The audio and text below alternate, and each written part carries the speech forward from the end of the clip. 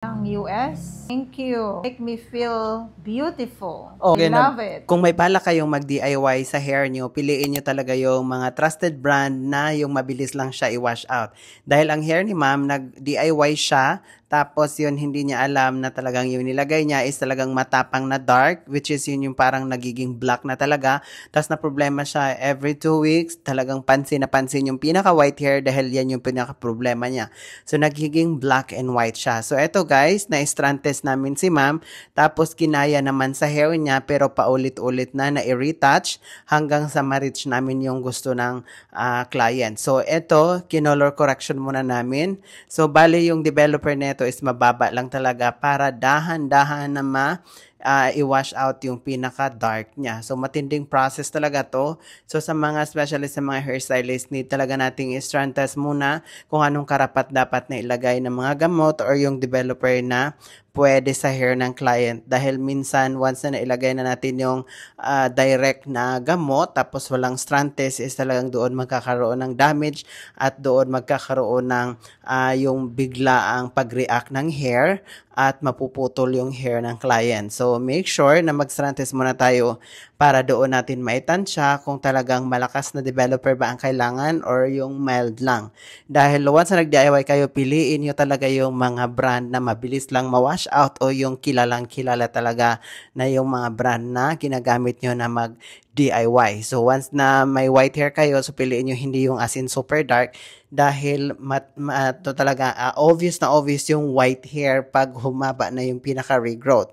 So, si ma'am is talagang hindi niya inakala na yung in-apply niya is talagang magiging parang black na siya. Kaya siya na problema dahil after a week lang daw or 2 weeks as in talaga yung pinaka-white hair niya is talagang obvious na nagiging parang black and white. So far, kinaya naman sa strand test at ginawa natin ang paraan. Yun nga lang matindi ang process dahil umaga pa lang sila at talagang sobrang gabing-gabi na natapos. So, yun yung pinaka-before at ito yung pinaka-after. Grabe, yung pinaka-after guys, tingnan nyo naman.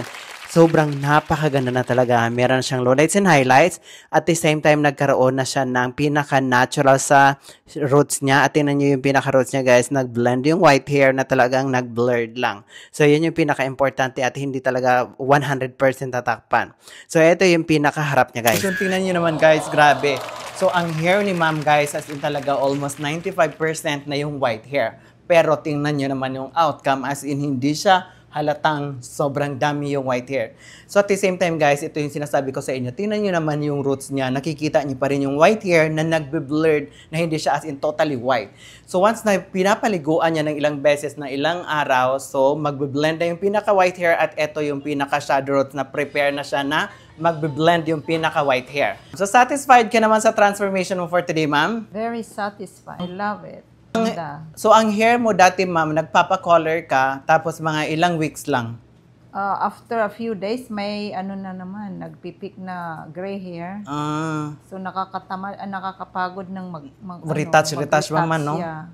So, ang ginagawa mo is, once na makita mo na yung obvious yung white hair, retouch ka na naman. Yeah, after 4 weeks, mag-retouch ka or else makikita na naman yung mga gray. White hair. Yeah. Nakita ko lang biglang nag-pop up sa Facebook. So, tapos doon ka nagka-interest dahil may white hair din yung mga nakikita mo. So, eto si ma'am is nag-DIY talaga siya. Pero yun nga, yung DIY niya as in matapang talaga siya. So, nag-strand test tayo. So far, kinaya naman sa hair ni ma'am. At tingnan nyo naman guys, grabe. Ang ganda ng pinaka-transformation niya. So, saan ka nga galing, ma'am? Galing ng US. Oo, di ba guys? Sa US pa lang si ma'am, nakikita niya yung vlog natin.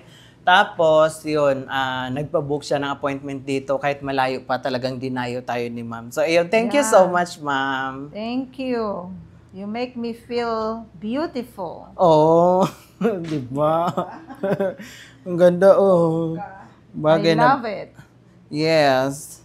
So, ayun. You're welcome, ma'am.